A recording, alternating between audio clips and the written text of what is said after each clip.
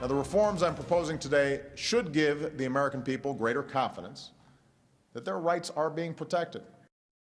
Good evening and thanks for joining us. It is an unprecedented move and vivid evidence of the power of whistleblower Edward Snowden. His leaks blew the lid off just how much American intelligence has been snooping on its own people and on world leaders. And now the president says it's time to rein in those surveillance programs. Our Washington bureau chief Eric Sorensen is following this for us tonight. Eric?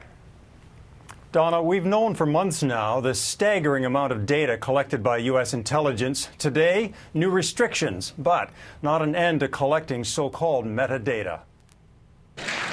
After months of thinking about the right balance, President Obama moved today to address digital privacy, but made clear raw data will still be gathered to make the world secure.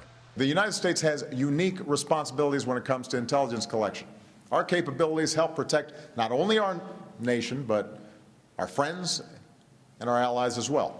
So the National Security Agency will continue to vacuum up the phone and internet records of Americans. But while Meta phone data is now stored by the U.S. government, by the end of March, Obama wants a new plan to store data elsewhere, possibly with phone companies. And there must be judicial review before the data can be accessed. The world expects us to ensure that the digital revolution works as a tool for individual empowerment, not government control. Words of assurance that do not satisfy critics. Over the last 7 months, we've found that there are many ways for the government to track us, both internationally and here in the United States, and those were not addressed today. There are no reforms. This ex-intelligence analyst is more blunt. You cannot trust these people. They lie, and they lie a lot. The White House insists the government only dives into the data when there's a genuine threat detected. The extent of the data collected only came to light from NSA leaker Edward Snowden. That's a fundamentally dangerous thing to democracy. Some say all Snowden did was harm the U.S.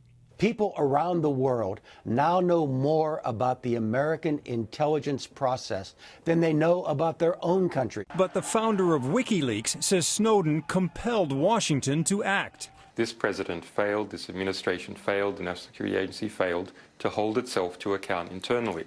When there's a failure of internal oversight, other people have to step into the role. But even if changes were needed, Obama suggests that does not absolve Snowden of wrongdoing. Our nation's defense depends in part on the fidelity of those entrusted with our nation's secrets.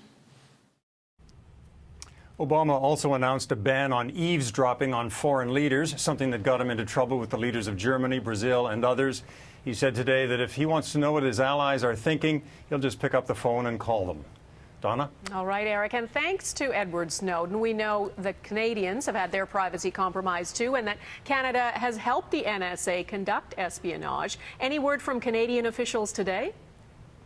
Well, the Communications Security Establishment issued a statement today saying and striking that balance between privacy and the need for security.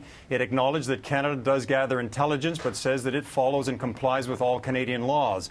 That said, civil rights advocates feel that there needs to be more accountability and transparency from Ottawa. They say Canadians need to know more about what is being gathered and what is being done with that data. All right, Eric Sorensen in Washington, thanks. And for a detailed look at the changes President Obama is making, you can find them on our website, globalnews.ca.